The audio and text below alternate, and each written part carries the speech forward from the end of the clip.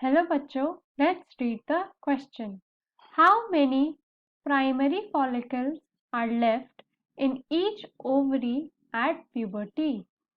So हमें इस question में बताना है कि प्यूबर्टी के टाइम पे ईच ओवरी में हमारे कितने प्राइमरी फॉलिकल्स प्रेजेंट होते हैं। तो आज का हमारा की कॉन्सेप्ट है प्राइमरी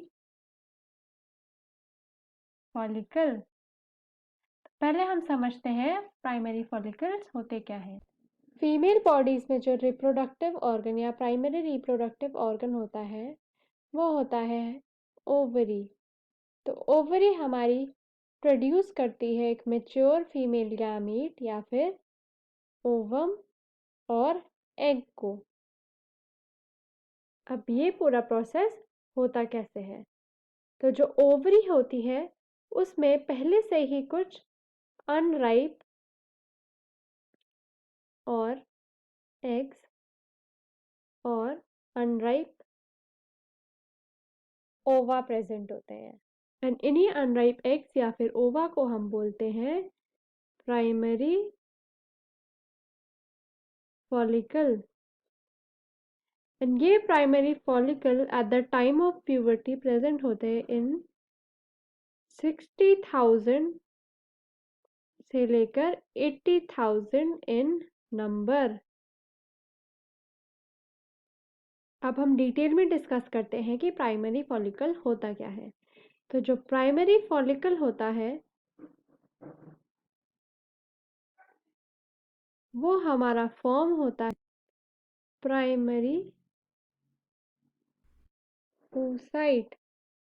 तो जब ये प्राइमरी oocyte के अराउंड एक लेयर फॉर्म होती है बाय ग्रैन्युलोसा सेल्स की, तो ये दोनों मिलके फॉर्म करते हैं हमारे प्राइमरी फॉलिकल। एंड धीरे धीरे जब ये ग्रैन्युलोसा सेल्स इंक्रीज हो जाते हैं एंड फॉर्म करते हैं ज़्यादा लेयर्स, तो फिर हमारा बनता है या डेवलप होता है सेकेंडरी फॉलिकल। एंड धीरे धीरे यही सेकेंडरी फॉलिकल डेवलप होता है इनटू टर्शियरी फॉलिकल। एंड फिर जब हमारा मियोटिक डिवीजन कंप्लीट होता है एंड हमारा प्राइमरी oocyte बन जाता है इनटू सेकेंडरी oocyte एंड एक haploid polar body. And later on यही सेकेंडरी oocyte हमारा कन्वर्ट हो जाता है into ovum and another second polar body. And ये सारा प्रोसेस हमारा होता है अंडर टर्शियरी फॉलिकल के जब डेवलप हो जाता है इन ग्राफियन फॉलिकल। तो ये सारे प्रोसेसेस इसी के अंदर प्रेजेंट होते हैं।